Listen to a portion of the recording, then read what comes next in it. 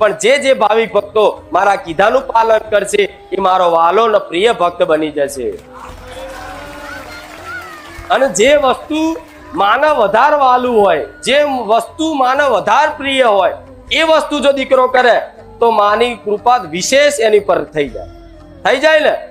તો મને વાલું નામ હોય તો એક રામ નામ, એક તમારા જીવનમાં તમારાથી લેવા એટલું બસ રામ નામનું રટણ કરો, કે રામ નામનું લેખન કરો, કે રામ નામનું ભજન કરો, કે રામ નામની માળા કરો. પણ ગમે તે રૂપે જો કદાચ મારી કૃપા વિશેષ અનુભવ કરવી હોય તમારા જીવનમાં, તો રામ નામ જેટલા જપ વધાર કરશો એટલી હું રોમવારી મેલડી વધારે તમારી પર પ્રસન્ન રહી.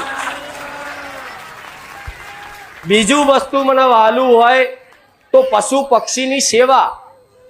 જે જીવ છે, અબોલા જીવ છે, પશુ પક્ષી છે, એ મને બહુ પ્રિય છે, બહુ વાલા છે.